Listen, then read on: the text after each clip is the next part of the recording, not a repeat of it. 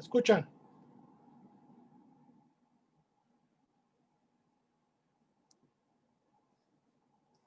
El licenciado Luébano.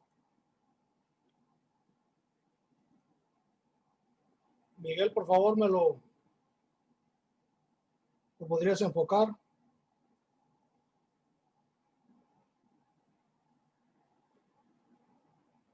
Ok. Buenas tardes. Buenas tardes a todos. Primero que nada, agradecerles la presencia en este ciclo de conferencias llevadas a cabo por el Gobierno del Estado de Baja California Sur, de la Comisión de Consolidación, Evaluación y Seguimiento del Sistema de Justicia Penal en el Estado de Baja California Sur. Quisiera darle la bienvenida pues, a todos los usuarios, a todos los participantes a la presente conferencia. La verdad que es de vital importancia el que ustedes sigan asistiendo virtualmente a este ciclo de conferencias.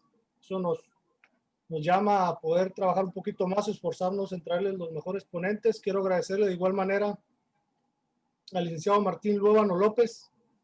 No sé si me escucha, licenciado. Sí, a sus órdenes, se escucha perfectamente. No sé si me escuche. Sí, es un gusto para mí presentarles a ustedes al licenciado Martín Luébano López. Él es licenciado en Derecho y Ciencias Sociales por la Universidad Autónoma de Nuevo León, con amplia experiencia en materia de derechos humanos. Ha participado en diferentes simposios y diplomados en materia de derechos humanos. Actualmente se encuentra colaborando como capacitador para la Comisión Estatal de Derechos Humanos en el Estado de Baja California Sur, y además lleva una ardua labor de publicidad y de promoción y de capacitación en materia de derechos humanos, tanto a dependencias públicas como a la iniciativa privada. Sin más preámbulo, me gustaría cederle la palabra al licenciado Martín Luébano López, agradecerle de nueva cuenta la atención que ha tenido para la Comisión de Consolidación, por el apoyo para externar esta conferencia de derechos humanos en materia penal. Y sin más preámbulo, licenciado, le cedemos el micrófono para que inicie su conferencia. Bien, bueno, le agradezco enormemente, ¿no?, el espacio, la atención, ahí que han volteado a vernos. Nada más aclaro, hay un punto, licenciado, trabajamos en la Comisión Nacional, justamente de la Comisión Nacional, pero vaya, somos dos organismos hermanos, nada más la diferencia es la competencia. Y en relación a todo esto, le repito, para nosotros es la verdad muy gratificante que volteen a vernos, porque la labor de nosotros como organismo protector de derechos humanos es bien importante, que el parámetro justamente del servidor público sean los derechos humanos. Y antes de empezar el tema, justamente me gustaría hacer una pequeña, no sé, un pequeño relato en relación por qué tenemos hoy en día los derechos humanos, por qué el parámetro justamente hoy son los derechos humanos. Yo creo que por ahí todos tenemos algún dato de que esto viene a raíz de lo que sucedió allá por los años 40, donde pues desafortunadamente el ser humano logra o llega a deshumanizarse en los dos sentidos. ¿Por qué dije en los dos sentidos? A lo mejor en un sentido positivo y en un sentido negativo, para entender las dos partes, los dos extremos.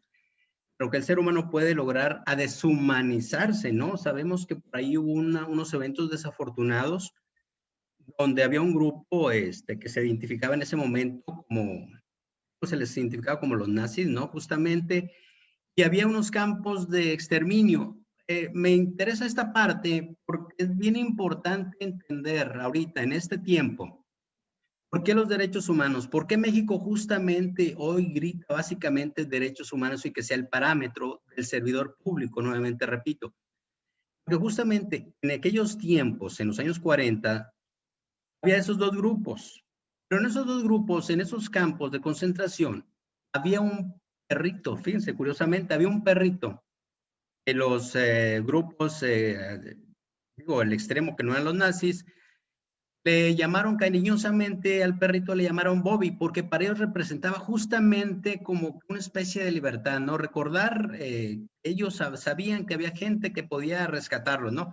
Entonces, Ese perrito veía a los nazis de la misma manera que veía al otro grupo. Era el único en ese caso el perrito que veía que los seres humanos jamás pierden su valor. Tú lo pierdes porque crees que lo pierdes, pero en ese justo momento ese perrito les estaba recordando que el ser humano jamás pierde su valor en ninguna condición.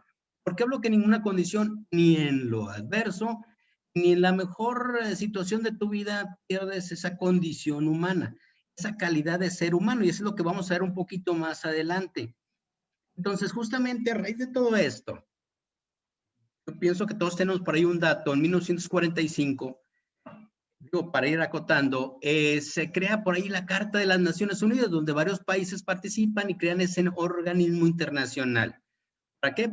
Para prever este tipo de atrocidades que sucedieron en esos eventos desafortunados de los años 40, cuando la Segunda Guerra Mundial. Entonces, claro, le dice a los países, aquí vamos a participar y aquí nos vamos a someter a una especie de jurisdicción internacional de este organismo. Bien, bueno, nuestro querido país sabemos que pertenece a ese organismo. Entonces, justamente en ese tiempo, posteriormente, 3 años después, aparece la Declaración Universal de los Derechos Humanos. Sabemos que fue un 10 de diciembre de 1948. Dice el primer artículo de la Declaración Universal, que todos, bueno, habla de los hombres, desafortunadamente, ¿no? En aquel tiempo la redacción era justamente así en ese sentido. Pero sabemos que el ser humano, todos nacen libres y justamente todos somos iguales, básicamente nos dice el primer artículo. Entonces, a raíz de ese primer artículo es el parámetro que nosotros usamos aquí en este organismo protector, que todos somos iguales, que todos tenemos los mismos derechos y deberíamos tener las mismas oportunidades. Justamente a partir de ahí se crea el Sistema Universal de Derechos Humanos, justamente. La Organización de Naciones Unidas nace ese organismo, nace el Sistema Universal que después se divide en regiones, ¿sí? Tenemos la europea, la africana y luego viene la americana, que es la que a nosotros nos corresponde. Se crea ese organismo que se llama la OEA, Organización de Estados Americanos, de los cuales también nuestro queridísimo país forma parte.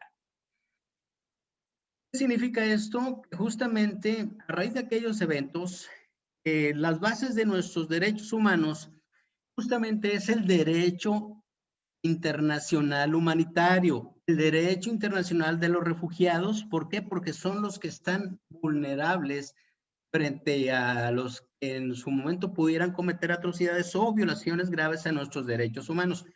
Eso para mí es importante porque debemos entender que México tiene un compromiso enorme justamente por pertenecer a este organismo, la comunidad internacional en temas de derechos humanos. Se viene desenvolviendo, ¿no? En el 98 aceptamos nosotros la competencia justamente de esos organismos internacionales, ¿no? Por ahí se dividen dos partes, una que se le llama por ahí la ley suave o la ley dura. Bueno, lo manejan en inglés los términos, ¿no? El soft law y el hard law, ¿no? El soft law justamente son los protocolos, son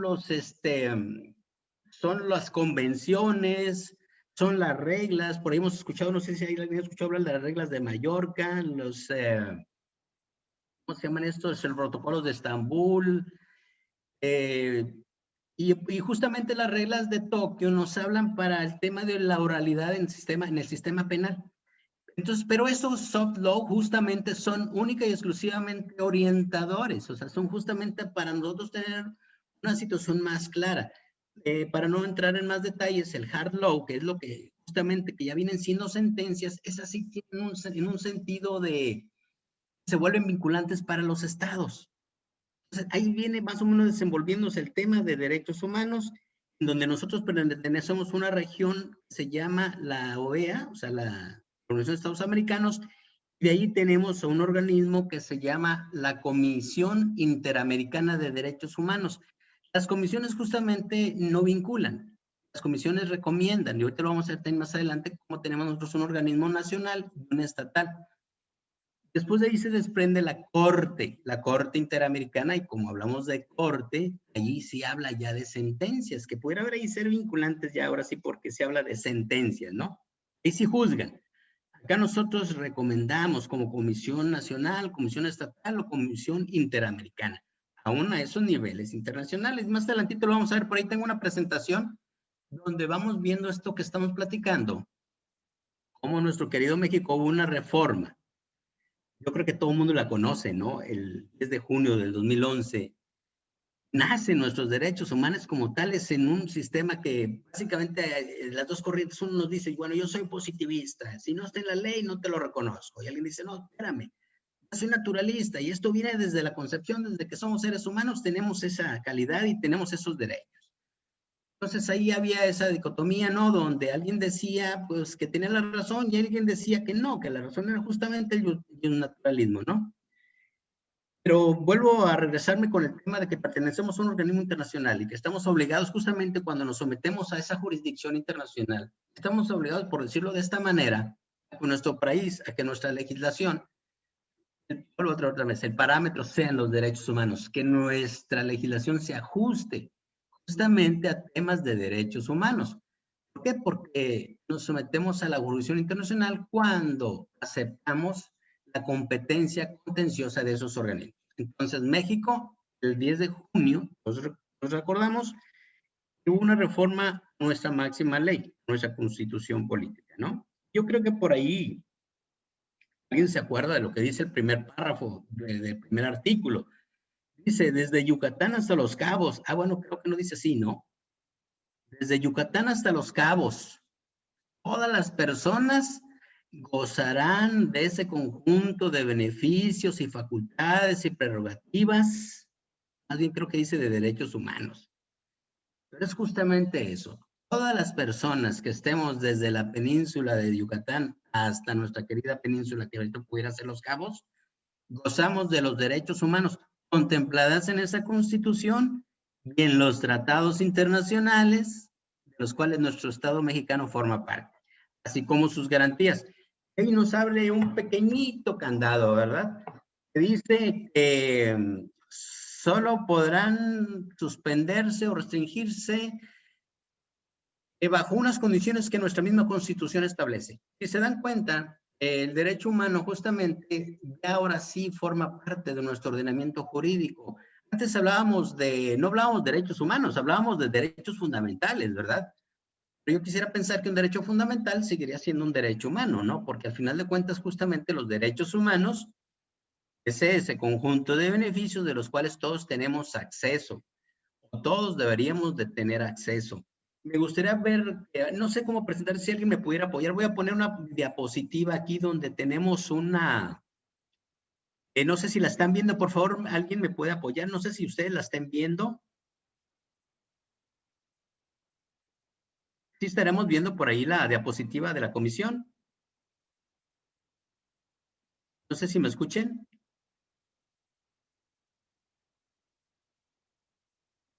A ver, vamos a ver.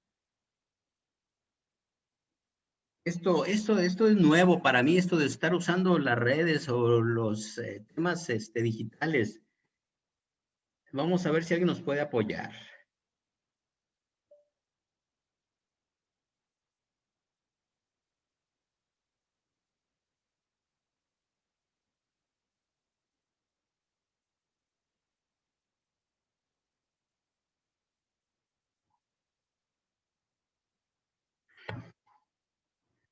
Les pido una disculpa, les digo esto prácticamente, creo que todos somos nuevos, ¿no? En esto.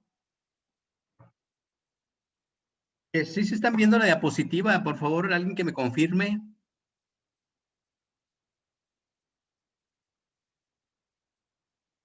Maestro, buenas tardes. ¿Me escucha? Sí, buenas tardes. Mire, para poder compartir una presentación, en la parte de abajo viene un botón que dice Share Screen. Le agradecería, no, ya lo vi, gracias. Le da clic ahí y selecciona la presentación y le da compartir. Perfecto, compartir, excelente. Creo que ahora sí ya la vamos a ver. Ya la estamos viendo. Le agradezco enormemente, tiene un punto para el examen. No es cierto, por favor, no. No, gracias, le agradezco enormemente. Es que soy nuevo en esto de usar las redes sociales o los temas digitales. Bueno, y por ahí estamos viendo nuestro logo, ¿verdad? De la Comisión Nacional de los Derechos Humanos. Sí se ve ahora sí, ¿verdad? Por favor, confirme nada más. Sí, ¿verdad? Sí, creo que sí se ve, ¿no? Puse por ahí compartir. Y a lo mejor es de primaria, ¿no? Así como lo vengo manejando. Dice que es una comisión que tengo un encargo, tenemos un encargo a nivel nacional de proteger y velar por los derechos humanos, ¿verdad? Por eso es la Comisión Nacional. Y también me gusta agregar esta otra imagen donde está nuestra querida comisión estatal, que es hermana básicamente, y la única diferencia pues son las competencias, ¿no? Sabemos que nosotros vemos violaciones cometidas por servidores públicos en el ámbito federal, la comisión estatal en el ámbito municipal y estatal. Esa es la única diferencia, pero por ahí nos apoyamos mutuamente, ¿sí? Regresando al tema donde yo hablaba ahorita, bueno, esto creo que tenés de primaria, ¿no? Antes se usaba mucho el ombudsman y pues quería nomás ahí recordarles que es de origen sueco.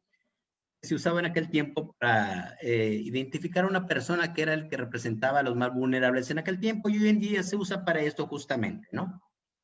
Pero lo que me interesa es esto. ¿Qué son los derechos humanos? ¿Qué son los derechos humanos? Pues como lo comentamos hace ratito, ¿verdad? Que es el conjunto de facultades y prerrogativas y derechos que tenemos todas las personas. Y lo curioso que dice es que por el solo hecho de serlo, sí, y que dice que el respeto y la protección resultan indispensables para el desarrollo de quienes vivimos en una sociedad en la que existen leyes que deben respetarse. Sabemos que nuestro ordenamiento jurídico justamente busca esto, ¿no? La sana convivencia y que pues con la diversidad de creencias, pensamientos, criterios, pues que haya ese equilibrio, que haya ese balance, ¿no? Justamente existen esas leyes que deben respetarse. Pero a veces nosotros como servidores públicos, a veces por desconocimiento, no estamos ubicando que estamos yendo más allá y nuestro parámetro ha sido rebasado, que son los derechos humanos. Justamente es esto por lo que estamos platicando hoy en día, ¿sí? Ahora, quizás todos estemos obligados a respetar los derechos humanos como personas. ¿Por qué? Porque todos somos justamente iguales. Sin embargo, nuestra máxima ley, nuestra Constitución establece lo siguiente: quienes estamos obligados, y es una obligación mayor, de respetar los derechos humanos, son todas las autoridades, es decir, los servidores públicos. Quizás en otro tiempo, creo que ustedes no, pero en otro tiempo por ahí él me decía, sí, es que las autoridades, esto, lo otro, sí, digo, nada más que tenemos que entender que todas las autoridades o servidores públicos son todas las personas que representan al Estado en los 3 niveles de gobierno. No importa en dónde te encuentres, quizás estés sentado en la silla presidencial, o quizás estés esperando que alguien nada más entre y salga a una oficina gubernamental. Todos somos servidores públicos desde el momento que servimos al Estado. Entonces, esa es la obligación que todos tenemos de respetar los derechos humanos, y es una obligación. Todos sabemos que una obligación no es potestativa. No es saber si puedes, saber si quieres, no, es obligatoria. ¿Por qué? Porque una ley es la que nos está marcando el parámetro. Y yo creo que como abogados todos sabemos que nos puede obligar es una autoridad, una ley. Cuando yo firmé, cuando me casé, cuando firmé un contrato. Entonces, esa es la obligación que tenemos, ¿sí? Por eso para mí es importante entender esta parte o llegar a ver todos estos conceptos. ¿Por qué? Porque vamos a llegar al servidor público. No importa dónde estés. Siendo servidor público, el parámetro se llama derechos humanos y lo vamos a ver más adelante. ¿Se acuerdan al inicio que platicábamos de esos campos de concentración donde un animalito decía, es que yo veo a los dos seres humanos con la misma calidad? Esa calidad no se pierde en ningún momento. Esa calidad de persona no se disminuye en ningún momento, en ninguna adversidad, ni en la mejor de tu vida, como lo comentábamos. Ese valor máximo que tenemos todas las personas, ¿alguien sabe cómo se llama? Porque voy a dar puntos para el examen. No, no se crean, chicos. Se llama dignidad humana. Esa es justamente la base de los derechos humanos, la dignidad humana. ¿Qué es la dignidad humana? Pues ese es el derecho que tiene cada ser humano de ser respetado y valorado como ser individual y social. ¿Por qué? Todos somos distintos, aunque formemos una sociedad. Entonces, todos tenemos el mismo derecho. La dignidad humana, repito, no se pierde en ninguna condición en la que tú te encuentres. ¿Por qué digo esto? Porque para mí es importante recalcar que como organismo protector de derechos humanos, lo único que vemos son personas. No vemos estereotipos, no vemos estigmas, no vemos señalamientos, únicamente vemos personas. Y lo que vemos en las personas es la dignidad humana, que es por la que las comisiones nacionales, la Comisión Nacional y las comisiones estatales fueron creadas, ¿sí? ¿Por qué? Porque justamente cuando el servidor público pierde un poquito el parámetro que es derechos humanos, a veces porque se le olvida o a veces por desconocimiento, entonces nosotros llegamos nada más para decirle, oye, amigo, esto es el parámetro. Recomendamos que la situación, que las cosas se deben de ser de esta manera. Porque yo creo que todos sabemos que las comisiones no vinculan, no obligan, no sancionan. Las comisiones recomiendan. Las comisiones trabajan y deberíamos, no digo deberíamos todos entender, deberíamos de trabajar de la mano bajo el parámetro que se llama derechos humanos justamente para que se dé esto que nuestra Constitución establece. Eso es lo que hacemos nosotros como Comisión Nacional. Entonces, nos vamos ahora hacia nuestro ordenamiento jurídico. Dice en nuestro primer capítulo que decíamos hace rato, desde Yucatán hasta Los Cabos, o sea, en los Estados Unidos mexicanos, todas las personas gozarán de los derechos humanos reconocidos en esa Constitución y en los tratados internacionales. Pues que México es parte, obvio, ¿verdad? Así como de las garantías. ¿Se recuerdan que antes hablaba, el primer capítulo hablaba de las garantías? Bueno, si mal no recuerdo, hablaba de las garantías. Dice que para su protección, cuyo ejercicio no podrá restringirse ni suspenderse salvo en los casos y condiciones que la misma Constitución establece. La Constitución pone un candadito, ¿no? Aquí me dice, oye, pues no que los derechos humanos es para todos, no que todos tenemos acceso. Sí, nada más que prevé nuestra querida Constitución, pone un candadito, te dice, sí, sí eres titular, nada más que te voy a decir algo.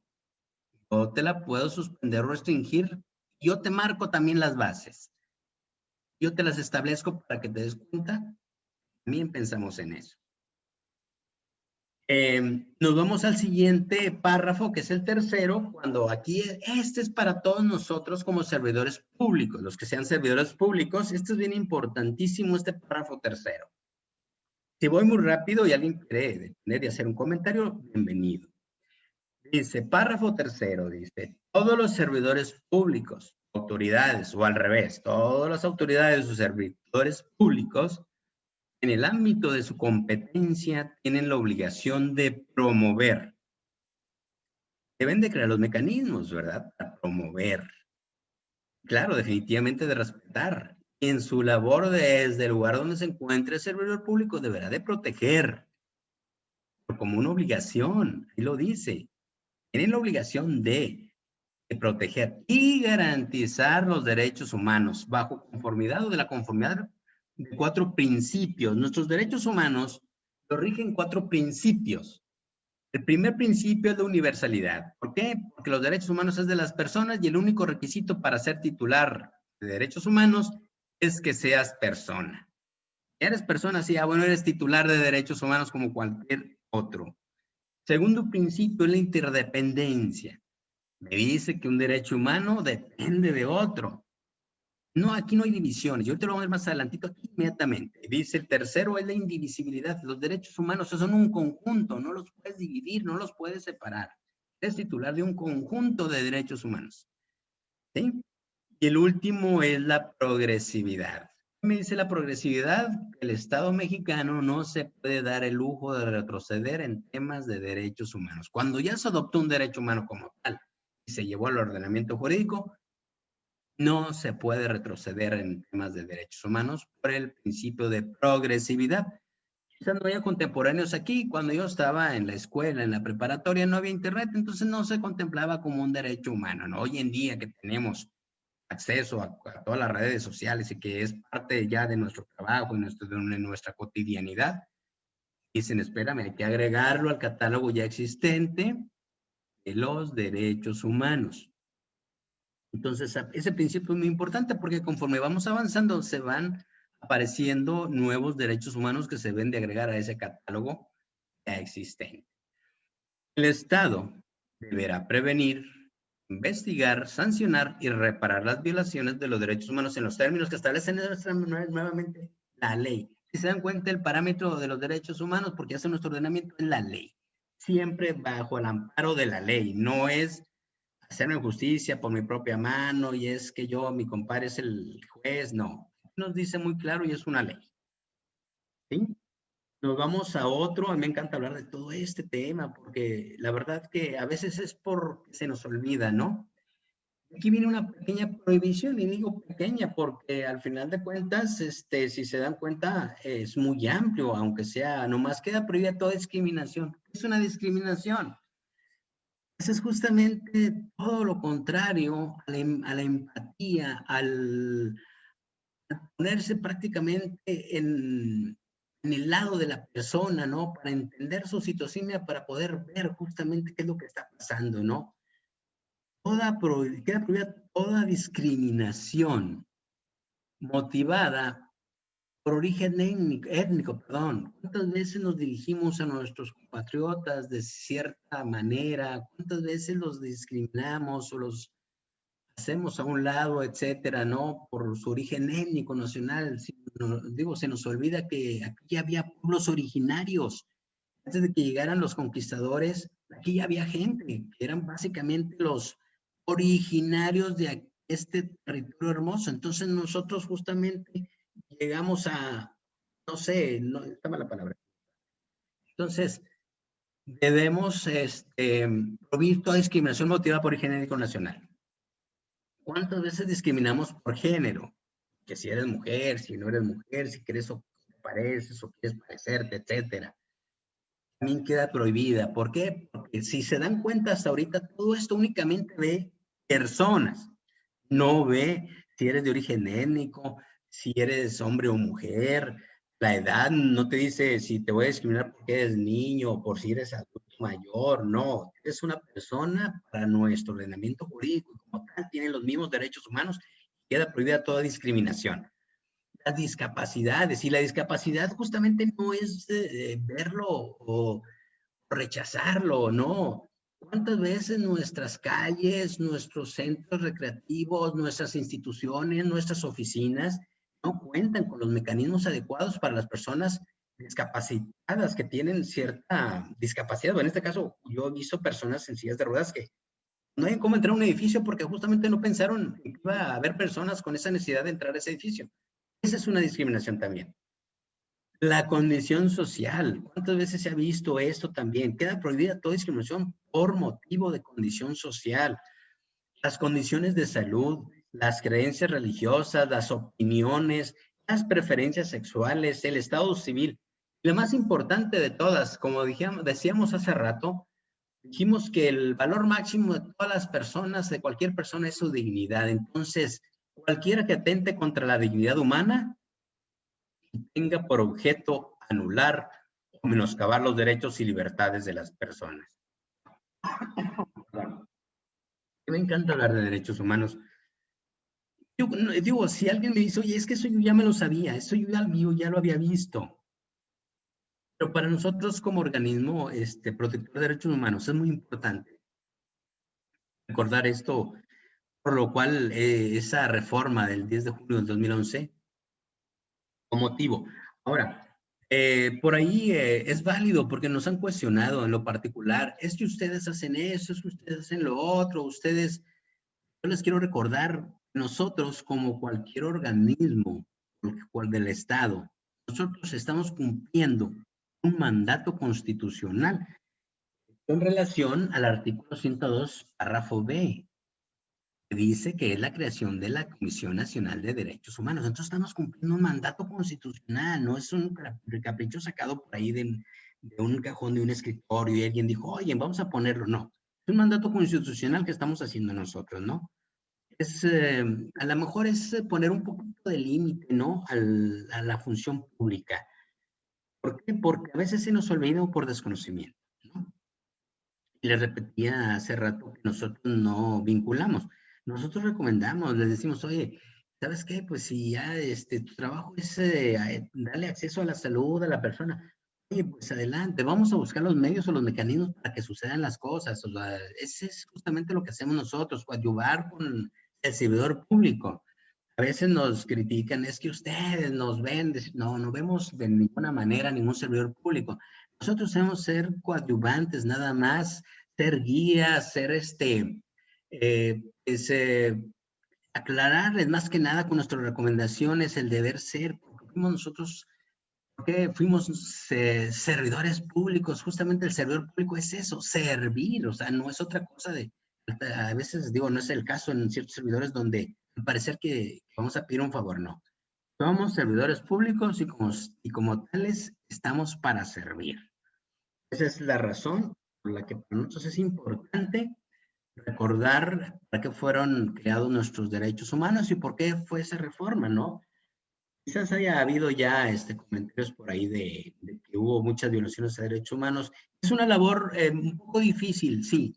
Es una labor de todos, una labor de organismos, de sociedad civil, de instituciones públicas, privadas, educativas, etcétera. Es una labor de todos para poder lograr buscar ese equilibrio que tanto nuestro país requiere y más en estos momentos. Entonces, para nosotros, el granito de arena, llevarlo a las instituciones, a las personas, a los servidores públicos en lo particular, en lo general, en todas las maneras, para nosotros es muy importante.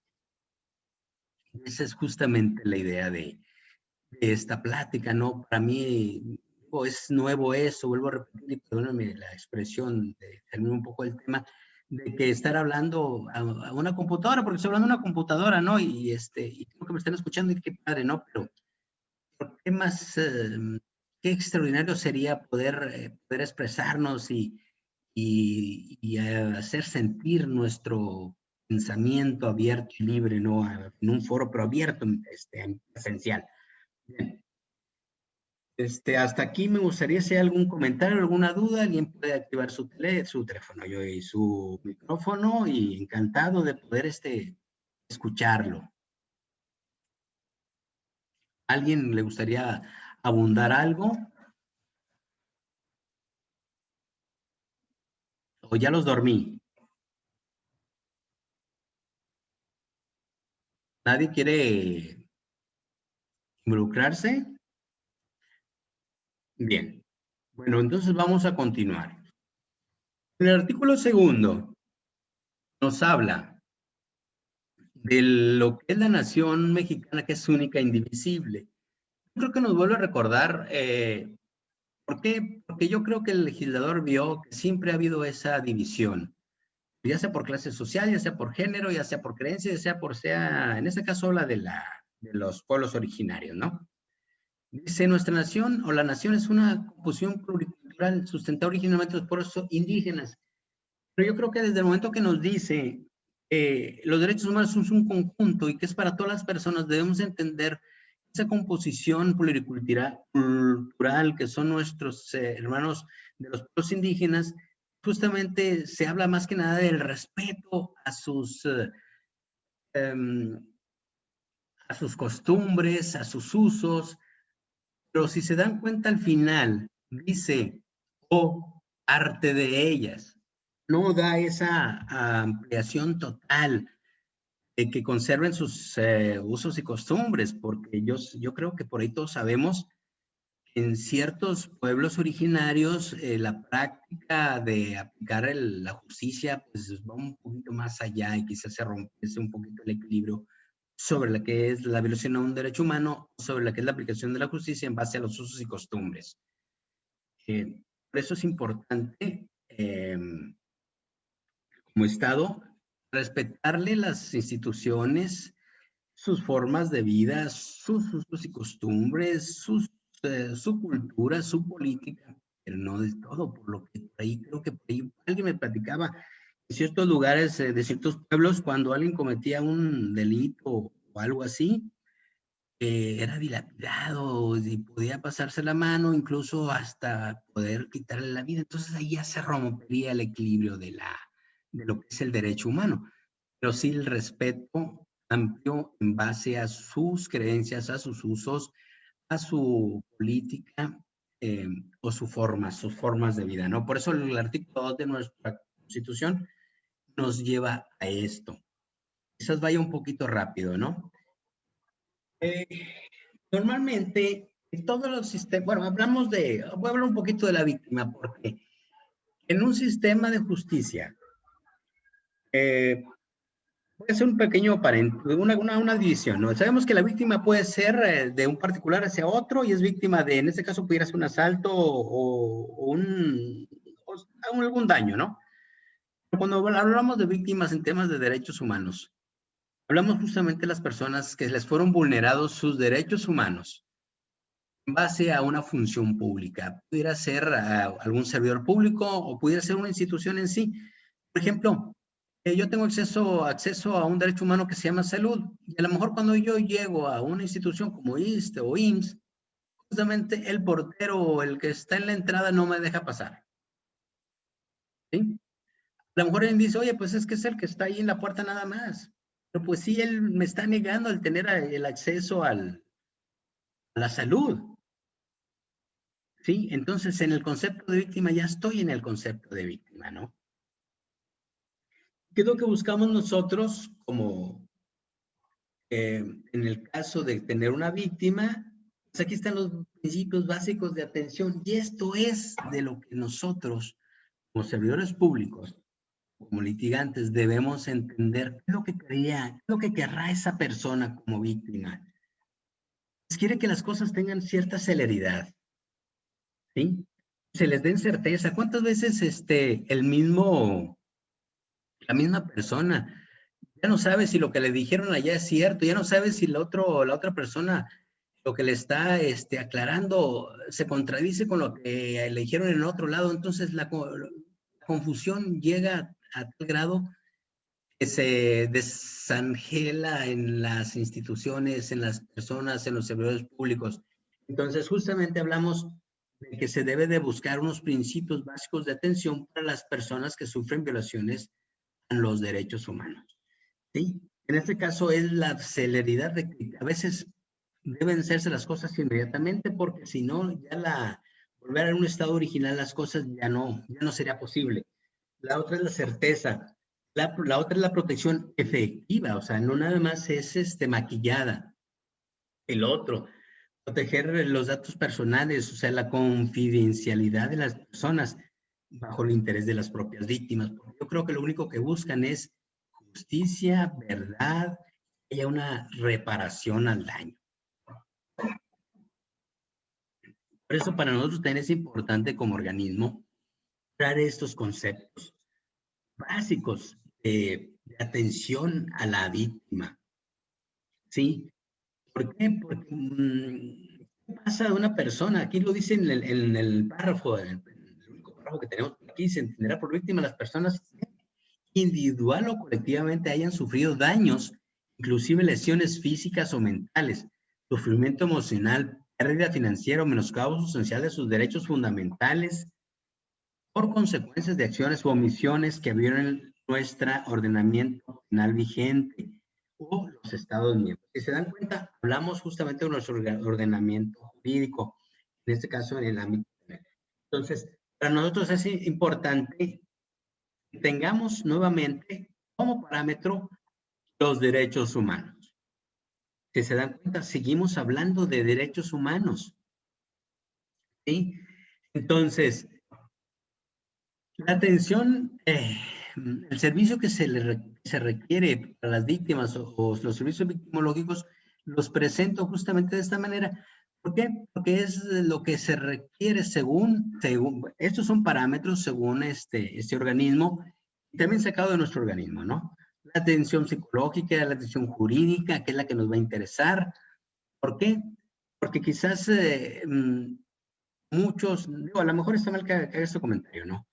Pero nos ha tocado que a veces se pierde más que el tema psicológico, la canalización, etcétera, la atención jurídica, la que les va a dar la certeza. Eso es lo que quiere la gente. Haya esos 4 pilares que se llaman justicia, verdad y reparación.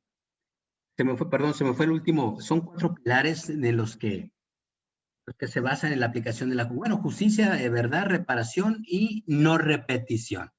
Eso es lo que buscamos básicamente en la atención de las víctimas. Nosotros, cuando hablo de nosotros, quiero pensar que hablo de los servidores públicos. Se debe informar y orientar sobre los derechos y procedimientos previstos en el ordenamiento jurídico mexicano en la procuración y administración de justicia hacia las víctimas, llevarles el caso, darles seguimiento, mantenerlos informados, darles acompañamiento, promover una justicia pronta y expedita. ¿Y quién es el que provee esa justicia pronta y expedita? Sabemos que son las instituciones, pero las instituciones las mueven seres humanos como nosotros y justamente a veces por omisión, a veces hasta por omisión, violentamos un derecho humano, a veces sin darnos cuenta, a veces por desconocimiento o a veces porque se nos olvida. Entonces, esto es lo que a nosotros como organismo nos interesa, llevarles un poquito de información, ¿sí? A las personas, ¿sí? ¿Qué es lo que busca? Perdón, ¿qué es lo que buscamos nosotros como Estado o como Estado justamente, ¿no? Es el principio de legalidad. Sí, yo quiero llegar a una institución, llegar a un servidor público que me dé certeza, que use básicamente el principio de legalidad, que es la prevalencia de la ley para la cual fue creada, sobre cualquier actividad o función del poder público. Bueno, aquí diría yo de la función pública, ¿no? Porque eso es lo que debe prevalecer la ley, el principio de legalidad. Y cuando hablamos de principio de legalidad, voy a ir a los artículos de los que nos habla un poquito esto de los principios de legalidad. ¿Qué nos dice el artículo 14? Nadie, absolutamente nadie podrá ser privado de su libertad, de sus propiedades, posesiones, derechos, sino mediante un juicio. ¿Qué significa esto? Que debe de haber alguien que denunció, o si no es por denuncia, si es por oficio, si es por querella, o sea, si no, de otra manera no pudiera ser privado de su libertad ni de sus propiedades. Y dice que este juicio debe ser seguido ante los tribunales previamente establecidos, o sea, no los puedes improvisar, ¿sí? Y en los que se cumplan las formalidades esenciales del procedimiento. Aquí viene la otra parte importante. Y muchas veces, digo, no es el caso que quizás con ustedes, pero ha surgido por ahí la situación que un abogado llega hasta el final del juicio y todo bien y el fallo es a favor, pero a favor del abogado, pero de repente alguien le interpone un juicio de amparo, pero en la formalidad del procedimiento hubo una violación de un derecho humano. ¿Qué es lo que pasa ahí justamente? ¿Qué es lo que sucede? Ya no es lo que hizo, ni lo que sucedió, sino que se le está violentando un derecho humano que se llama el debido proceso. Todos sabemos que justamente alguien dice, ahí es cuando nos señalan, es que ustedes como derechos humanos protegen o defienden. Ah, no. Únicamente vemos personas y buscamos que se dé el debido proceso con todas las formalidades esenciales. O sea, ni siquiera es una formalidad ahí que esté maquillada, no, son formalidades esenciales del procedimiento y conforme nuevamente a una ley expedida con anterioridad al hecho. O sea, no puedes improvisar, no puedes, como dicen allá en mi casa, no puedes sacarla de la manga. Tiene que ser justamente todo establecido y conforme a una ley. Y esta ley se expedida con anterioridad al hecho, nuestro artículo 14. Ahora, nos vamos al artículo 16. Que nos dice, nadie, otra vez la palabra nadie, puede ser molestado. Allá era privado de libertad y propiedades y posiciones y derechos. Aquí nadie puede ser molestado en su persona, familia, domicilio, posesión, papeles, sino en virtud de un mandamiento escrito de una autoridad competente. Todos sabemos que las únicas formas de que nos pueden obligar es el mandato de una autoridad. Una ley justamente y un contrato cuando externamos nuestra voluntad. Y aparte de esto nos dice que debe estar bien fundada y motivada la causa legal del procedimiento. O sea, no nada más voy a ir a solicitar la intervención de la autoridad porque yo pensé, porque yo creí. No, debe estar fundada y motivada. Y todo esto se llama debido proceso. Y todo esto se llaman derechos humanos. Porque los derechos humanos es el acceso que tenemos todos a tener ese beneficio, a esa prerrogativa de un derecho al alcance de todos y que todos los servidores públicos tenemos la obligación de promover, proteger, respetar y garantizar desde la posición en la que nos encontramos, o sea, desde el ámbito de nuestra competencia. ¿Sí? ¿Qué nos dice el artículo 17? Que ninguna persona ahora nos dice que podrá hacerse justicia. ¿Por qué? Porque ya lo hemos visto. Tenemos tenemos los tribunales creados, tenemos un Estado de Derecho, tenemos un debido proceso, toda una formalidad del procedimiento, tenemos todas las leyes para echar a andar el mecanismo que se llama Estado en la administración de justicia. Y todo esto, cuando vamos más allá de lo establecido, se llama violación a derechos humanos. ¿Por qué? Porque nadie puede ser privado de libertad, nadie puede ser molestado y nadie puede, porque no dice nadie debe, nadie podrá hacerse justicia por sí mismo ni ejercer violencia a reclamar su derecho. Entonces, todo esto en conjunto se llama derechos humanos, el acceso a la justicia pronta y expedita, como luego dice, ¿no? Estos son derechos humanos, justamente. Todo lo que se ha establecido en nuestro ordenamiento jurídico, llámese derecho fundamental, sigue siendo un beneficio para el gobernado. Entonces, son derechos humanos. Eso es lo que hace justamente un Estado de Derecho, apegarnos a nuestras leyes, a un ordenamiento jurídico previamente pensado, sustentado, motivado, bien legislado. Se llama, nuevamente repito, derechos humanos, jóvenes. Entonces, para nosotros es muy importante. Porque justamente los derechos humanos están apegados al derecho penal. No sé si sabían esto. ¿Por qué? Porque la violación a un derecho humano va agarrado de la mano de una autoridad coercitiva que impone y que sanciona.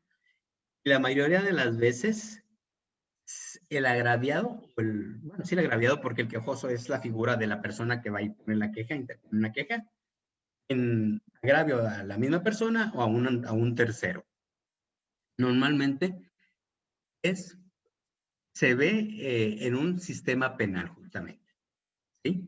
Entonces, para nosotros es muy importante tener un poco de claridad por qué los derechos humanos, por qué este organismo protector, por qué un organismo estatal, por qué tenemos un organismo internacional que se llama Comisión Interamericana de Derechos Humanos. ¿Por qué creen que está ese organismo? ¿Por qué creen que está una Corte Interamericana de Derechos Humanos? Me regreso un poquito. ¿Por qué? Porque no hay ese espíritu, ese ánimo del Estado de aclarar, de investigar, ni de resolver una causa por la cual una persona se apega al artículo 17 al echar a andar el aparato del Estado para que se le brinde justicia.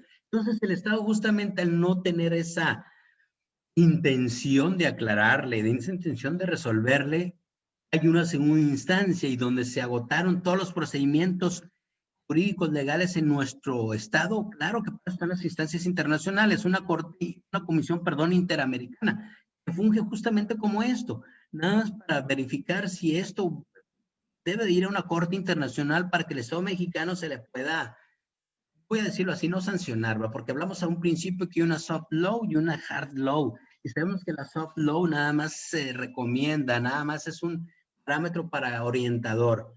Pero ya cuando el Estado es muy grave y la violación al derecho humano de las personas o de una persona, llega a vincular justamente, obligar al Estado a la reparación del daño, a una reparación del daño integral, en este caso porque una violación grave a un derecho humano.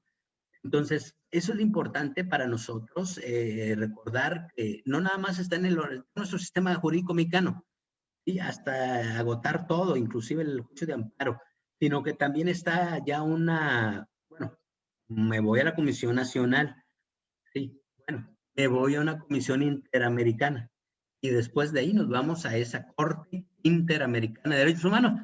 Pero también tenemos dos, ¿cómo se llaman? Dos cortes internacionales. La Corte Penal Internacional, eso lo maneja el Estatuto de Roma, ya decir nosotros básicamente, sí, que investiga y este es para sancionar a las personas en particular, ¿sí? Y la Corte Internacional de Justicia, que sabemos, no sé, yo creo que todo el mundo lo sabe, ¿no? Como abogado, está en La Haya, en los Países Bajos, ese es para el Estado. Son las dos diferencias. Uno es para el individuo, para el que representa el Estado, y la otra es para el Estado, una sanción para el Estado, ¿no? Entonces, eso es para que, recordar que tenemos no nomás nuestros organismos locales, que son el estatal, el nacional y todo el sistema jurídico mexicano, sino que también podemos ir a instancias internacionales reclamar un derecho que se nos fue negado en nuestra casa. Entonces, es importante también recordar esto, ¿no? Me gustaría hablarles un poquito también sobre el tema de lo que hacemos nosotros en relación a un procedimiento de queja. Nosotros no vemos, a nosotros llegan personas a interponer una queja, no llegan a interponer una denuncia o una demanda, no, interponen una queja, ¿sí? ¿Qué es lo que hace nosotros como organismo público autónomo que tenemos personal jurídico y patrimonio propio? Les voy a hablar un poquito también. A mí me encanta hablar también de esto para que tengan un poquito más de claridad, ¿sí? Y luego ya regresamos para si hay alguna serie de preguntas o cuestionamientos o podemos por ahí interactuar. Me encantaría, ¿no? Digo, es importante porque siento así como que quizás ya los dormí, muchos ya se fueron, no los veo. Conozco cómo se manejan estos temas digitales, ¿no?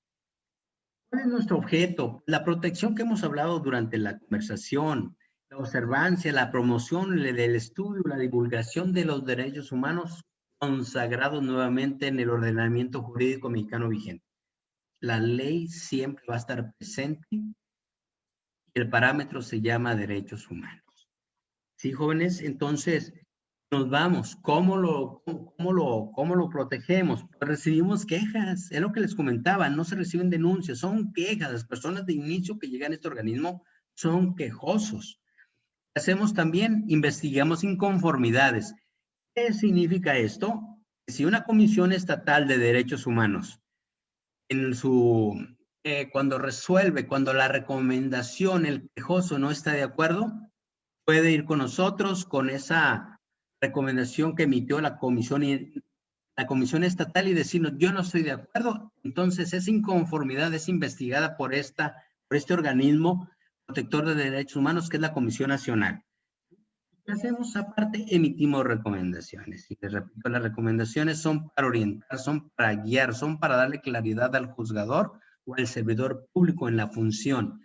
¿Por qué? Porque muchas veces, repito, es por desconocimiento o porque se nos olvida que el parámetro se llama derechos humanos.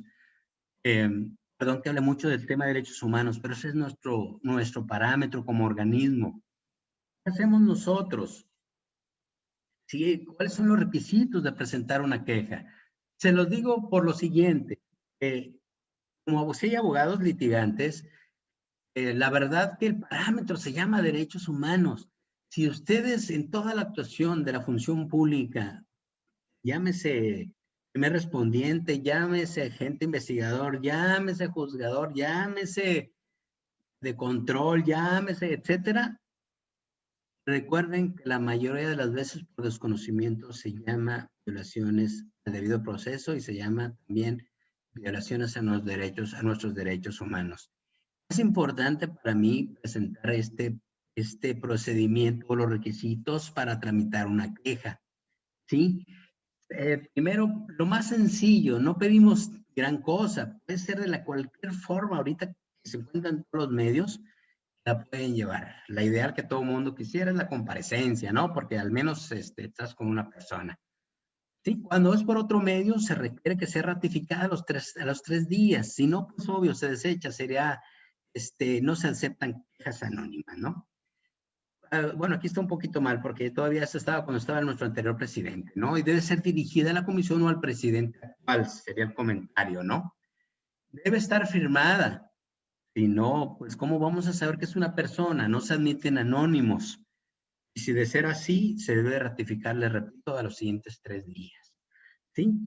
Que debe contener pues, los datos mínimos, no queremos gran cosa. Número de teléfono, nombre, apellido, domicilio, de ser posible.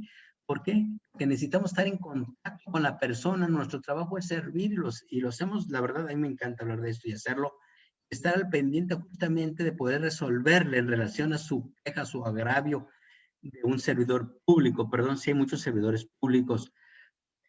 Es lo que vamos a necesitar, pues una narración breve de los hechos de los cuales el quejoso presenta su queja, ¿sí? Y de ser posible, si hay algún documento, alguna evidencia para robustecer nada más la queja. Es lo que hacemos en el requisito para tramitar una queja. Hoy en día las estamos recibiendo vía correo electrónico. Usted nada más entra a la página inmediatamente se va al procedimiento de queja y es suficiente para que se le dé seguimiento. No se queda nada en el cajón, no se traspapela, no, se le da seguimiento. Es importante para mí hablar de esto también. Aquí habla de los procesos del planteamiento del problema de queja. Pueden ser personas en lo particular, puede ser de oficio. De oficio justamente es cuando la violación es muy grave, cuando trasciende la opinión pública, va más allá de lo establecido. Organizaciones no gubernamentales pueden presentar quejas, sí, pueden presentar quejas. Estas son las maneras. Nuestro procedimiento es muy sencillo. Se recibe y se califica primero para saber si hubo una violación a un derecho humano. De ser así, se busca la conciliación inmediatamente. ¿Por qué? Porque nosotros no sancionamos, nosotros buscamos que se dé esa armonía entre el servidor público y el que necesita de la atención. En este caso, si ustedes lo ven ahí en el recuadro, hay una violación, inmediatamente nos vamos a la conciliación.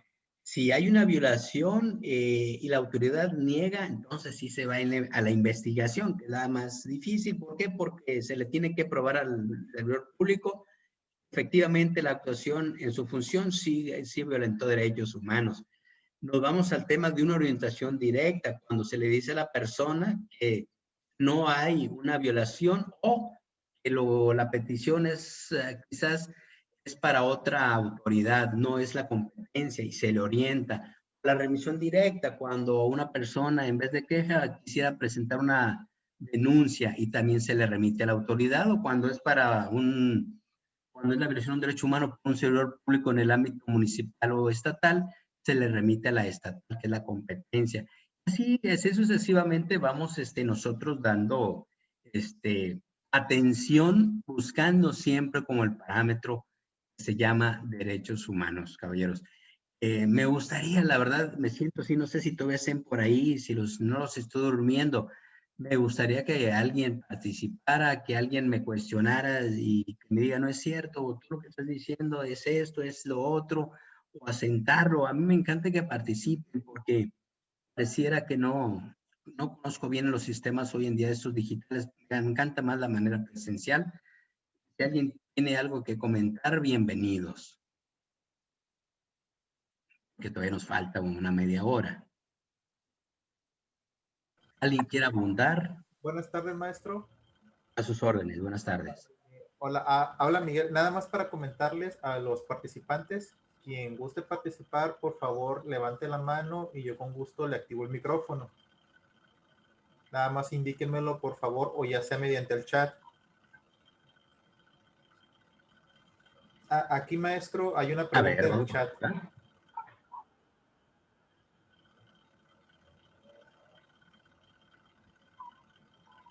¿Sí lo puede ver, maestro? A ver, vamos a ver en el chat. ¿En dónde me voy? ¿Es aquí mismo en la presentación? No, en la parte inferior de su programa Zoom dice chat, un botoncito. Participantes. Al lado de participantes. Dice chat 120, algo así. Al lado de participantes está el botón que dice chat. Si lo presiona, se le va a habilitar el chat. Creo que me equivoqué.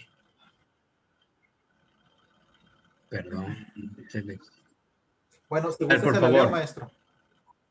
Dice, una pregunta. Yo no tengo información en derecho, pero me gustaría saber si, por ejemplo, cuando un policía detiene a un joven estudiante y le exige revisar sus pertenencias sin motivo aparente, ¿el joven tiene derecho a negarse de acuerdo al artículo 16?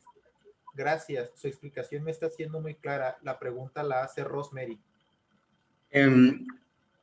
Claro que definitivamente debemos entender que la actuación del servidor público debe ser previa denuncia, previa investigación, debe contener ciertos requisitos para poder hacer ese planteamiento. No es correcto, bueno, desde mi punto de vista, debería existir todos esos elementos. ¿Por qué? Porque se desvirtúa la función pública, ¿no? Si no, cualquier policía va a detener a cualquier persona porque cree o piensa o se le hace sospechoso. Todos sabemos que debe de haber o al menos una investigación que nos acerque a a pensar el servidor público, la persona reúne las características que va justamente en esa investigación. Y es muy difícil porque el servidor público, a falta de conocimiento de su función, siempre va a violentar derechos humanos. Es lo que yo comentaba hace rato. Por eso el abogado debe estar muy claro que su parámetro es el derecho humano. ¿Por qué? Porque la función pública desde ese momento ya violentó un derecho humano. Y allá adelante, durante algún procedimiento, se cae todo el avance. ¿Por qué? Porque se le violentó un derecho humano que se le debe haber respetado. Claro que no se le debe de parar y se le debe cuestionar por qué se le hizo sospechoso, porque pensó, porque creyó. Debe de haber algún fundamento por ahí, una investigación y que reúna los requisitos en base a esa investigación. Y ese es mi comentario. Si alguien quiere apoyar o abundar, sé que hay abogados y hay unos excelentes abogados aquí. Entonces me encantaría que alguien abundara. Muchas gracias, maestro. Si gusta, puedo continuar leyéndole algunas Sí, otras por favor, me preguntas. encantaría. Muy bien. Aquí pregunta Juan Carlos Torres Jiménez. Dice, yo también quiero saber la diferencia entre derecho humano y garantía individual. La misma pregunta también la hace Armando Carreón. Derecho humano nos dice que es todo lo que nos beneficia desde el momento que nacemos, porque dice que el único requisito es ser persona. O sea, no tienes que llevar otro requisito. Eres persona, sí, bueno, eres titular de derechos humanos. La garantía individual, cuando yo nazco, ya nací con derechos humanos, pero no nací con un vehículo o una casa o una propiedad. El Estado mexicano no me lo puede garantizar. Cuando yo tenga la casa o el carro, ahora sí puedo ejercer esa garantía, ese mecanismo para la protección. No sé si por ahí ha sido contestada la pregunta. Muchas gracias, maestro. También pregunta Jaime NM. Dice, ¿cuáles son los derechos humanos en particular relacionados con el derecho penal? Los derechos humanos, bueno, otra vez voy a ser muy repetitivo. Los derechos humanos es todo lo que nos beneficia. Hay unos derechos fundamentales que son los que estaban escritos en nuestra Constitución, ¿sí? Los derechos humanos en el tema del derecho penal, lo dijimos hace rato, es el debido proceso, es el artículo 14, es el artículo 16, es el artículo 17. Esos son nuestros derechos que tenemos de no ser privado de nuestra libertad, de no ser molestado y de que no podemos hacernos justicia por nuestra propia mano. El debido proceso es todo lo que inicia desde el primer respondiente hasta la resolución. Puede ser desde antes de ser, se me fue la palabra, perdón. Quizás alguien se ha detenido por algún hecho, ¿no? Pero también tiene derechos humanos y un derecho humano se llama el debido proceso, que se den todas las formalidades, ¿sí? Si en una de esas prácticas sabemos que tenemos un cierto tiempo para ser presentado ante quien nos va a reclamar el hecho, que es el representante del pueblo, en este caso el servidor público, en este caso el ministerio público. Si no se cumple esa formalidad, están violentando un derecho humano. Por ejemplo, lo más sencillo, si es que está mal que haga estos comentarios yo. Si por ahí usan las técnicas anteriores que por ahí creo que por ahí se usaban para, ¿cómo decirlo? Para interrogarlo, es una violación de un derecho humano. O sea, no hay una en particular así para señalarla. Son todas las que se puedan dar que estén fuera de lo que está escrito en un ordenamiento jurídico. El 14, el 16 y el 17 nos habla de esto. Debe de haber todo un previo que debe de estar establecido, que debe estar en nuestro ordenamiento jurídico. No sé si por ahí está siendo un poquito clara la respuesta.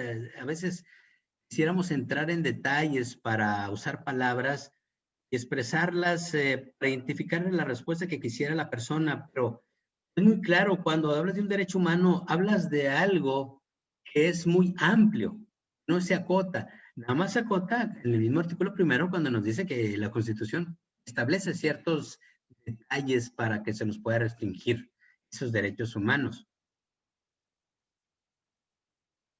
Muchas gracias, maestro. Le comento, hay dos participantes que quieren hablar. El primero de ellos que levantó la mano se llama Manuel. paso a habilitar el Sí, por micrófono. favor. Adelante, Manuel. Por favor, active su micrófono. ¿Ya puede hablar? Sí, buenas tardes, Lick. Buenas tardes. Referente al artículo 16 que usted comenta, que debe estar un bien fundado, ¿no? En el Código Nacional de Procedimientos Penales, si no mal recuerdo, yo no soy licenciado ni nada, nada más soy servidor público, soy policía estatal.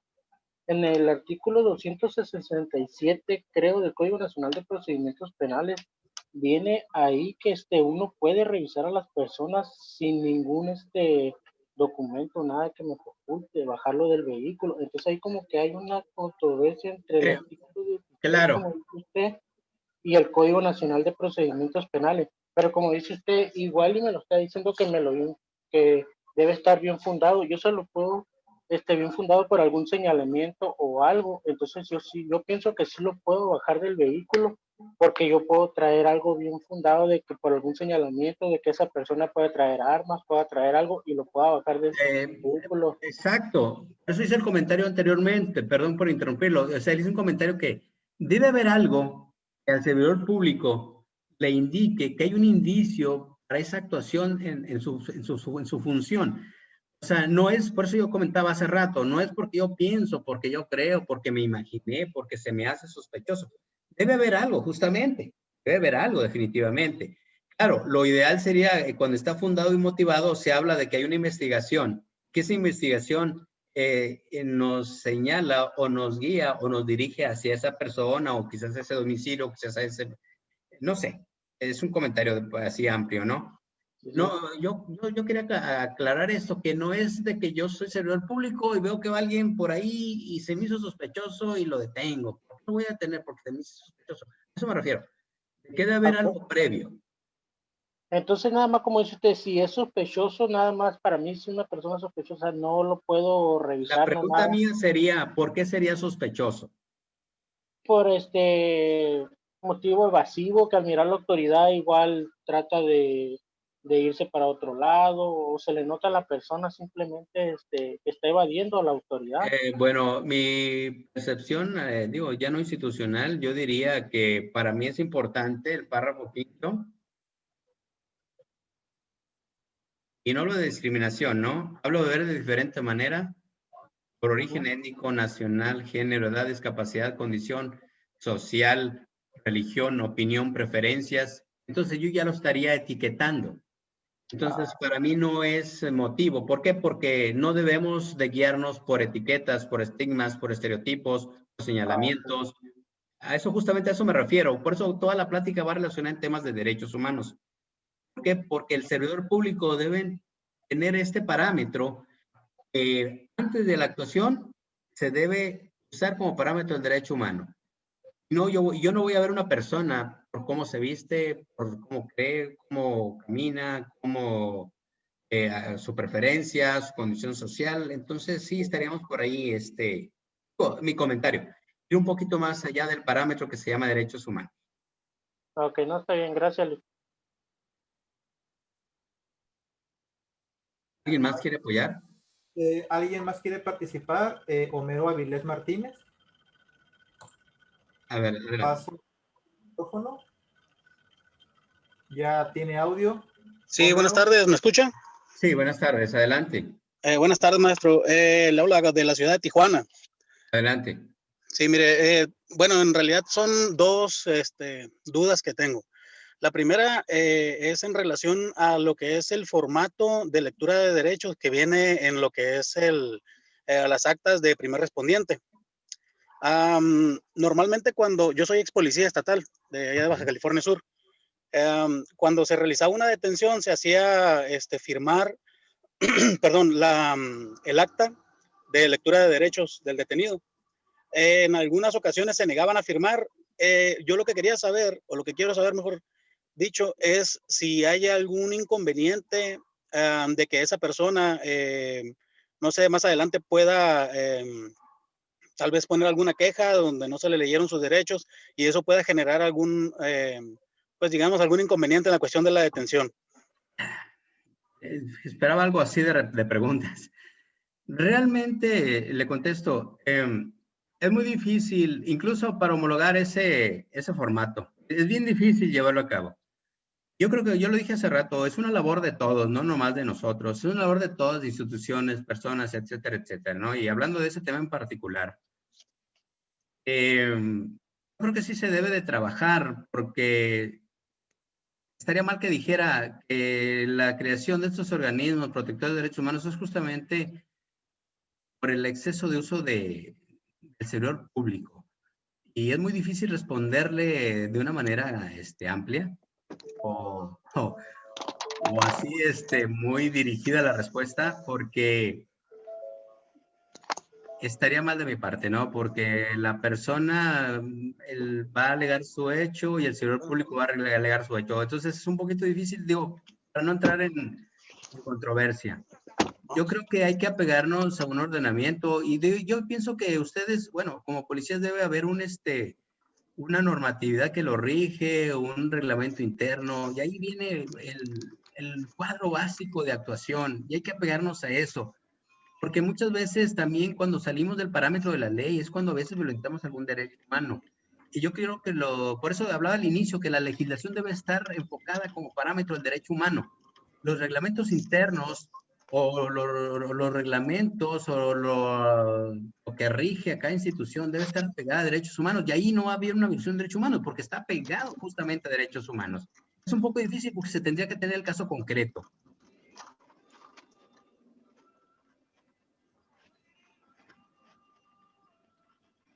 No sé si me explico, hay preguntas un poquito sin respuesta porque se tendría que apegar uno al reglamento, al parámetro de que se llama derechos humanos. Sí entiendo la pregunta. Yo también hago esas preguntas a veces y créame que todavía falta mucho trabajo, no nomás por nosotros, a veces también por nuestros legisladores, para ajustar bien una legislación usando como parámetro el derecho humano.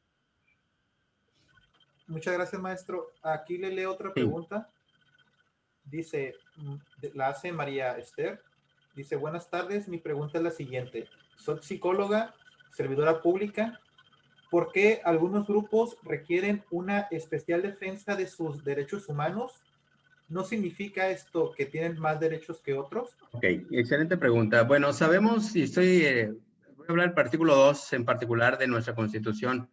Sabemos que nuestros compatriotas de los pueblos originarios no hablan el lenguaje castellano o el español. Entonces se requiere justamente de un traductor. ¿Para qué? Para que tenga claridad. Digo, pensando que está en una situación donde en algún juicio, qué sé yo, claro que se requiere de ese traductor, que no se requiere un traductor para otras personas. Justamente, y ahí no se habla de que tenga más derechos humanos que otros, sino es una situación que se llamaría, yo diría, usar el término equidad, ¿no? Para que tenga las mismas condiciones, la misma claridad que cualquier otra persona que sí hablara el español, porque no tenemos tribunales, al menos en todos lados, que hablen las lenguas de nuestros pueblos originarios. Muchas gracias, maestro. Y aquí aparece el comentario de David Posada. Dice que si puede abundar en la respuesta que hace el compañero Manuel. Creo que quiere participar. David Posada, le paso a habilitar el micrófono si quiere comentar algo. A ver, por favor. Compañero Gracias, David, el gracias, buenas noches a todos. David Posada, su servidor desde la ciudad de Puebla. La pregunta que, bueno, me voy a atrever a abundar en las últimas dos preguntas. La que hace Manuel respecto a la lectura de derechos, como ya lo comenta de manera correcta el ponente, la lectura de derechos es un mecanismo a lo que nosotros tenemos que llamarle garantías, ¿sí? Los derechos de toda persona en detención o una persona imputada, el artículo 20, apartado B de nuestra Constitución nos dice que se le deben hacer comprender los derechos que le asisten. El policía tiene la obligación de hacérselo saber. Se ha estilado el tema de leerle los derechos y eso es por pragmaticidad de las policías.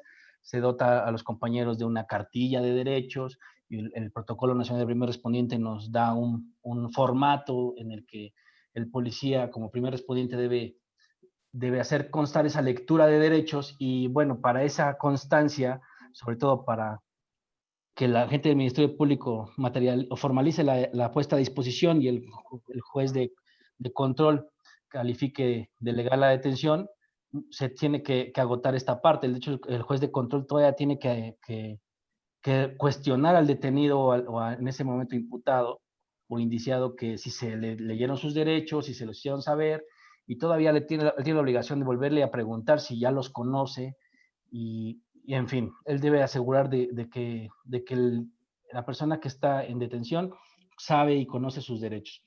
¿Qué tiene que hacer el policía? Bueno, si el protocolo nos dice que debemos recabar la firma del detenido o las personas detenidas para que hagan constar que se le hicieron saber sus derechos, y este se niega, el protocolo es claro cuando nos dice que si no accede a firmar ese formato, lo haga algún testigo. Por eso es importante que el policía no actúe solo y alguien documente esa lectura de derechos, ¿sí? Ya sea de manera videográfica o de manera fotográfica o de manera escrita. Entonces, por eso es importante que si el detenido no firma esa constancia de lectura de derechos, alguien lo haga como testigo de que sí se le leyeron sus derechos. Al final de cuentas, como bien lo dice el ponente, nosotros como servidores públicos estamos obligados a respetar esos derechos humanos.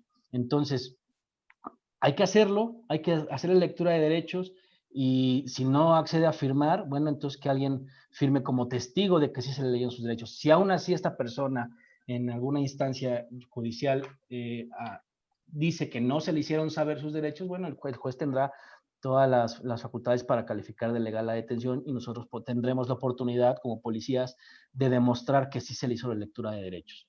Eso es por una parte. Respecto a me atrevo a responder también un poquillo más sobre lo que comenta María Esther sobre los grupos a quienes aparentemente se les da una especial defensa de sus derechos humanos.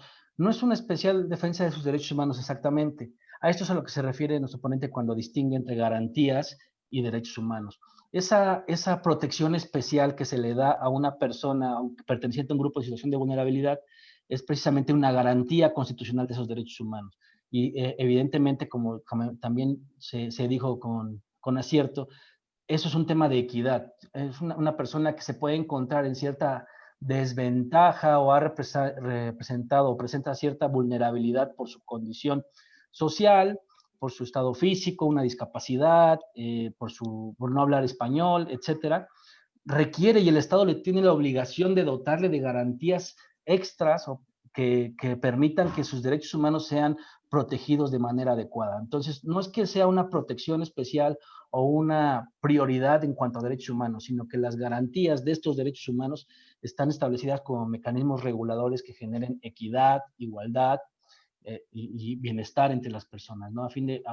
Con la finalidad de que todos estemos de igual manera amparados por la ley, ¿no? Muchas gracias y felicidades al ponente. Excelente respuesta, extraordinaria. Sí, justamente la equidad. Me encantó. Gracias por participar. Bueno, maestro, hay una más. No sé si usted que la lea. Sí, por favor, sí, adelante. Muy bien. Dice Octavio Higuera Cristerna. Buenas tardes. Como servidor público nos faculta el artículo 268 del Código Nacional de Procedimientos Penales al momento de realizar una inspección, ya que nos habla de que existan indicios de que oculta entre sus ropas o que lleva adheridos a su cuerpo instrumentos, objetos o productos relacionados a un hecho. Con ese motivo nos faculta.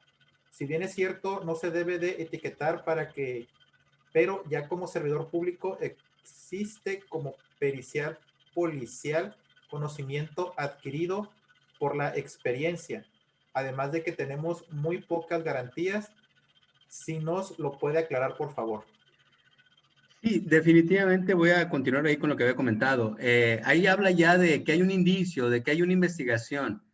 Y también, bueno, quiero abundar un poco de lo que yo decía, que esta es una labor de todos. O sea, no es una cuestión de que de un día para otro podamos tener ya bien claro el tema de derechos humanos. Por eso la reforma del 2011 digo, lo voy a decir así, apenas tienen 9 años nuestros derechos humanos contemplados como tales. Entonces, es una labor de todos. Claro que se va a ir ajustando nuestra legislación. O sea, no significa que el Código Nacional de Procedimientos Penales sea lo último. Sabemos que está la Constitución, sabemos que están los tratados internacionales, ya también son prácticamente parte de la legislación. Pero ahí hablamos ya de un control constitucional o de un uso adecuado de los tratados. O sea, justamente, ¿por qué? Porque ahorita estamos en una situación donde todos debemos de participar, no nada más instituciones, organismos, instituciones, sociedad civil, instituciones educativas, de salud, de todo, porque justamente estamos en la apertura de nuestros derechos humanos como tales. Tienen 9 años nuestros derechos humanos en nuestra legislación, realmente. Si ustedes se van antes del 2011, de la reforma del 2011, no hablaba de derechos humanos, se hablaban de derechos fundamentales y garantías justamente, que eran los mecanismos para protegerlos. Por eso es importante para nosotros recalcar que tenemos como servidores públicos la obligación por esto y por esto. Ese es un comentario, por eso los invito yo a la reflexión. Aquí estamos viendo temas en específico y en particular y prácticos, pero realmente ese es un tema amplio de mucha reflexión, no nomás del servidor público, sino de sociedad en lo general. No sé si me explico, claro que debe haber indicios en relación a esto, si no cualquier policía, digo, con todo el debido respeto que me merecen los servidores públicos, si no cualquier persona, policía va a decir, bueno, tú eres sospechoso, te voy a investigar, te voy a revisar.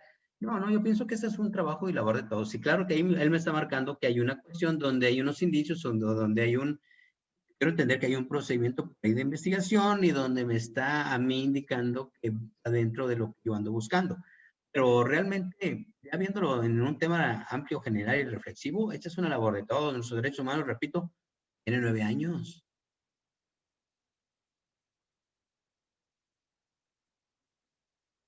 Muchas gracias, maestro. Por lo pronto, ahorita serían todas las preguntas y comentarios.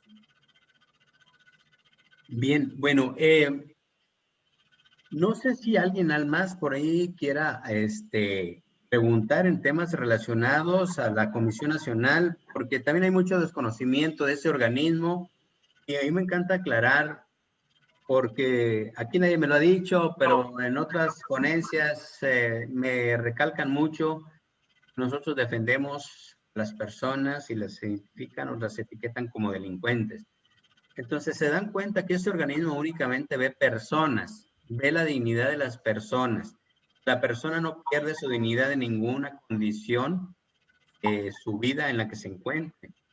Pudiera ser en la peor o en la mejor. Ya lo vimos al inicio de la presentación en aquellos tiempos de la Segunda Guerra Mundial, donde el ser humano sí logra deshumanizarse, donde el ser humano pierde es que la pierde, pero jamás la pierde, que es la dignidad humana, que ese es el motivo base de nuestros derechos humanos. Entonces, la invitación es a la reflexión, si eres servidor público, a saber que tenemos un libro enorme que se llama Constitución y que es nuestra base, que es nuestro parámetro, que podemos echar mano también a los tratados donde nuestro querido México forma parte. Y también nosotros como personas sabemos que somos titulares. No hay ninguna condición, única y exclusivamente eres persona y eres titular de derechos humanos. Y hablamos de la diferencia entre un derecho humano y una garantía. La garantía se da al momento para que el Estado use el mecanismo para nuestra protección. En el tema de derechos humanos, así de sencillo, eres persona, eres titular, es el único requisito. ¿Sí? No sé si alguien más quiere apoyarme, abundar, me encantaría. Hola, maestro. Si gusta, para que nos pueda, por favor, de exponer su ponencia, podemos dejar al final los comentarios y las preguntas. No sé qué le parezca, maestro. Excelente. Yo les comentaba en el que todo servidor público, bueno, al menos lo que a mí me toca, esta Comisión Nacional de los Derechos Humanos cumple un mandato constitucional. ¿Por qué? Porque en el artículo 102, apartado B, Ahí nos habla de la creación de este organismo y de las facultades que tenemos como organismo, ¿sí? Que nosotros deberemos o tenemos la facultad de formular recomendaciones públicas, no vinculatorias, quejas ante las autoridades respectivas. Todo servidor público está obligado a responder las recomendaciones. ¿Qué significa esto? Si nosotros, ¿en qué momento se da una recomendación? En el momento de que nosotros, al recibir la queja y al investigar de inicio para calificar la queja, si hay una violación a un derecho humano, ¿qué es lo que se busca? Primero, la conciliación, hablar con el servidor público, acercarnos al servidor público para que rinda ese informe en relación a la queja presentada en su contra. En su contra me refiero a su actuación pública.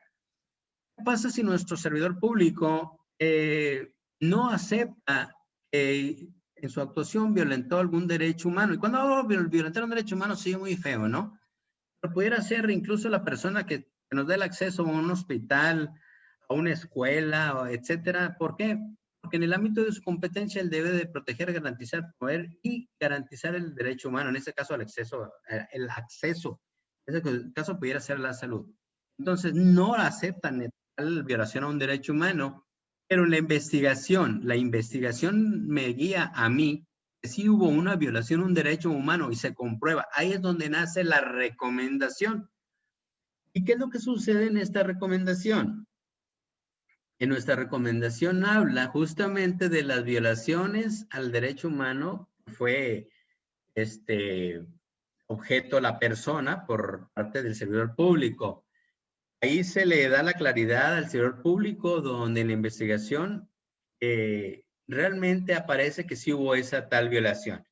Después de ahí se le invita al servidor público en la recomendación que se le está emitiendo que cumpla con ciertas recomendaciones. Una es, se le invita ¿no? a cambiar la actividad o la forma de su función pública apegada a esas violaciones de derechos humanos para corregirlas posteriormente. Se le invita también que durante ese proceso de la recomendación esté informando de las modificaciones que ha hecho el servidor público. Nosotros como organismo tenemos un departamento para darle seguimiento a las recomendaciones. No se quedan en los escritorios ni en los cajones las recomendaciones. Se busca que el servidor público la acate. ¿Qué pasa? Les pregunto, si el servidor público no quiere acatar la recomendación. Yo me imagino que alguien debe de saberlo. ¿Qué creen que hace? ¿Qué deberíamos de hacer nosotros como organismo protector de derechos humanos cuando un servidor público no acata la recomendación? ¿Les comento o les pregunto?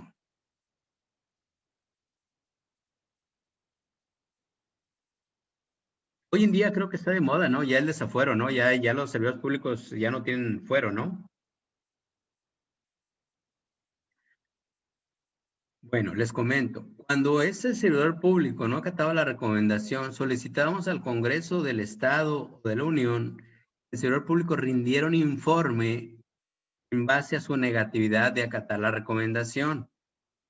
Si aún así no lo rindiese o al rendirlo negase que hubo una violación a un derecho humano, ahí ahora sí esa recomendación se le solicitaría ahí para que fuera desaforado, por decirlo así, o no sé si todavía existe el juicio de procedimiento, todavía no estoy ahorita últimamente actualizado. ¿Para qué? Para que se le pueda pues, para que tenga una responsabilidad del tipo, incluso aparte administrativa, pudiera ser del tipo penal. Ya eso sería lo extremo, sería lo exagerado de una recomendación no acatada, que siempre, realmente sí ha habido esa disponibilidad por parte de los servidores públicos, pero para que tengan una idea de que realmente ese organismo de creación de lo que es la Comisión Nacional de los Derechos Humanos, sí hace su función para lo que fue creada, la protección de los derechos humanos en base a la violación de un derecho humano de un servidor público. Entonces, sí hacemos esta función. Sí, para mí era importante aclararles que la recomendación se lleva hasta el final cuando el servidor público rinde su último informe donde acató los procedimientos y adecuar la función para no violentar nuevamente los derechos humanos. ¿Sí? Todos los organismos, bueno, al menos el yo presido en este momento, se cumple un mandato constitucional. ¿Sí? ¿Y qué significa? Es una ley la que nos faculta, que es una ley la que estamos cumpliendo, que estamos al amparo de la ley. Ese es otro de los comentarios que yo traía por ahí, por hacérselos llegar. Y que claro, sabemos que el tema de derechos humanos no es un tema de moda ni de actualidad, ¿no? Realmente es un compromiso que tiene nuestro Estado mexicano con la comunidad internacional al aceptar, como lo dije a un inicio, la competencia contenciosa internacional, ¿no? Y esto se da por formar parte de los tratados internacionales. Y también México ¿cómo lo diré? Se acepta modificar su legislación para adecuarla a temas de los derechos humanos. Y esto es para los abogados. No sé si recuerdan, antes era muy cuadrado el tema del derecho. Había una pirámide por ahí que nos decían que pues Kelsen era el encargado, ¿no? De la teoría o la pirámide kelsiana, ¿no? Que la cúspide era la Constitución y más de ahí iban bajando las leyes, ¿no? Los ordenamientos federales, estatales y locales, ¿no? Pero ya en este tiempo sabemos que el único parámetro es el derecho humano y lo podemos encontrar hasta en un reglamento, en una ley federal, en nuestra Constitución, en un ordenamiento internacional, o más bien en un tratado. Entonces ya justamente el parámetro es el derecho humano, ¿sí? Eso es muy importante para el estudioso del derecho también usar como parámetro el derecho humano, porque esa va a ser la base de nuestra acción adelante, o sea, más adelante o en un futuro como litigante. Entonces yo los invito nuevamente a la reflexión, a saber que todo lo que estamos haciendo en este tiempo a partir de la reforma, el parámetro se llama derechos humanos, ¿sí? Entonces, eso era lo que yo quería por ahí hacerles llegar, ¿no? Y pues hay un tema que a mí me da un poquito de pena porque son los caballeros, y hago este comentario porque como lo manejamos nosotros, en el tema de las violaciones a los derechos humanos, si están viendo la diapositiva, dice que la protección y defensa de derechos humanos en México, recibimos quejas. Esto yo lo pongo así como una comparación a lo que sucede en casa. Toda la autoridad de este organismo radica en la moral. La fuerza de ese organismo es moral, no es coercitiva, no es obligatoria, no impone, no sanciona. Entonces, la fuerza es la moral de este organismo. Por eso dice aquí que recibimos quejas y esto lo manejo como si fuera en casa. ¿Quién es la autoridad moral en casa? Pues es papá y mamá, ¿no? ¿Qué pasa cuando nuestro hermano mayor le quita un juguete al hermano menor? Pues el hermano menor se queja con la autoridad moral. ¿Qué hace la autoridad moral? Investiga para ver si es cierto que se lo quitó o no. ¿Qué pasa si sí se lo quitó? Le dice, oye, te voy a recomendar que ya no se lo quites, que se lo regreses y te voy a pedir en lo subsecuente no lo vuelvas a cometer. ¿Se dan cuenta que es así de sencillo con esas palabras? Lo que sucede en casa se traslada a un organismo nacional que cubre desde Yucatán hasta Los Cabos, tan sencillo como esto. Nada más nosotros recomendamos y proponemos medidas al servidor público para evitarlas, para subsanarlas, las violaciones cometidas. Cuando hablamos de subsanar las violaciones, hablamos de una reparación integral del daño. Ahí nos encontramos que cuando la reparación del daño ya es imposible, al menos se buscaría, cuando se habla de una reparación integral, en todos los aspectos, ¿no? En el aspecto psicológico, económico, moral, social, etcétera, ¿no? Sabemos que cuando los grupos de personas buscan justamente esto, la reparación del daño, al menos que se les diga, que se les hable con la verdad, que son los 4 pilares de los que hablamos de la justicia, que son justicia, reparación, verdad y la no repetición de la violación a los derechos humanos.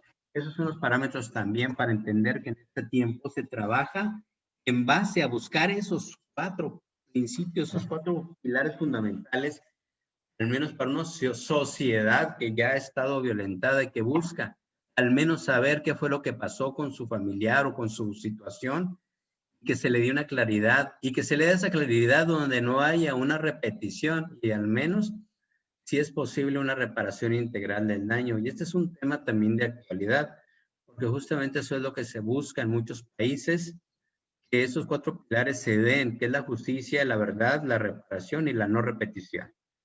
¿Sí? Eso también es muy importante. Y para mí es importante hacerlo. Yo creo que como abogados o como servidores públicos sí lo tenemos por ahí a la mano. Pero sí era importante para nosotros hacérselo recordar nada más. ¿Sí? Al menos dime qué pasó, háblame con la verdad, aplica la justicia, por favor. La otra, no quiero que vuelva a repetirse la violación a ese derecho humano, la no repetición. Si es posible, la reparación del daño. A veces cuando son grupos se hacen monumentos a la memoria, entonces a veces es suficiente para el que sufrió esa violación grave de sus derechos humanos, créanmelo. Yo en lo particular, y lo comento como servidor público de este organismo, te das cuenta cuando una persona al menos sabe que alguien le escuchó, cuando sabe que alguien pudo ser su voz más allá de esas 4 paredes que ella o él no pudo hacer llegar su voz, les ves esa tranquilidad de al menos saber que hay alguien que los está apoyando. Esa es la labor que tenemos nosotros y esa es la reflexión que los invito a todos los servidores públicos, a que nuestros servicios, que nuestro trabajo, como lo dice la palabra servidor público, estamos para servir. Los invito también a que el parámetro se llame derechos humanos. Esa es la reflexión que a mí me gustaría dejar. La verdad que esto para mí es nuevo, estar detrás, hablándole a una computadora y ver personas, ¿no? En los recuadros es interesante. Les agradezco enormemente, principalmente al Estado, al licenciado Aguayo, creo que usted es el que nos dio la apertura, le agradezco enormemente. Le agradezco a la licenciada Erika Camacho, una persona extraordinaria que se acerca para poder nosotros llevarle la palabra a las instituciones educativas también, temas de claridad que son los derechos humanos. Para mí en lo particular y como representante de ese organismo es un agrado enorme, es una satisfacción saber que pueden voltear a vernos y que nosotros poder formar parte de la formación, poder dejar un granito de arena y encontrar personas que apoyan con sus comentarios, con sus respuestas extraordinarias. Me encantó la del caballero de Puebla, las preguntas que a veces también a nosotros como ponente nos dan más claridad, más ampliación a lo que nosotros ya vemos y o traemos. Entonces, enormemente agradecido, licenciado Aguayo. Y pues, ¿qué más le puedo decir? Sé que el tiempo es muy largo a veces y quisiera, la verdad se pierde mucho, al menos en mi concepto, porque no los estoy viendo y aquí yo me siento que le hablo a una computadora, perdón, una de las terceras veces que hago estas pláticas, pero enormemente agradecido, licenciado Aguayo. Los agradecidos somos nosotros, licenciado. Pues no me resta más que agradecerle su apoyo, la excelente conferencia que nos ha brindado el día de hoy. La verdad, hoy en día estamos más que obligados en este nuevo sistema de justicia penal a tener como premisa el respeto irrestricto de los derechos humanos. Para nosotros fue una ponencia enriquecedora. Una disculpa por el tema de la Comisión Estatal y la Comisión Nacional. Le agradezco, licenciado Martín Lóbano López, tu conferencia, tu magistral ponencia, ponernos a la orden aquí en el órgano de consolidación, evaluación y seguimiento del sistema de justicia penal del Estado de Baja California Sur. Agradecerle a todos los usuarios, a todos los que participaron en la presente conferencia. Les pedimos que nos sigan visitando en el ciclo de conferencias de los días jueves de cada semana. Y pues sin más preámbulo, una vez más reiterarle el agradecimiento, el apoyo, licenciado Lóbano López. Muchas gracias por todo. Si alguien quiere apoyar, le agradezco sus palabras, licenciado Aguayo. Si alguien quiere abundar, si alguien quiere sumarse al comentario, bienvenido. Sé que el tiempo es un poco extenso y a veces no se miden bien los tiempos, pero sí me gustaría que alguien pudiera ahí abundar. Pero sí, enormemente agradecido, licenciado Aguayo. En verdad, para nosotros y para mí en lo particular, tenía un buen tiempo de no poder tener estas participaciones frente a un público. A mí me encanta hablar de esto. Claro, no estaba acostumbrado a hacerlo así en línea, pero creo que hay que acostumbrarnos, como luego dicen, a la nueva normalidad y pues a Así todos es. agradecerles enormemente. Yo a los que no veo, a los que están, sé que están por ahí, agradecerles enormemente y espero poder haber sido ese granito de arena sumado a su cúmulo y digo, al menos lo hago con mucho gusto.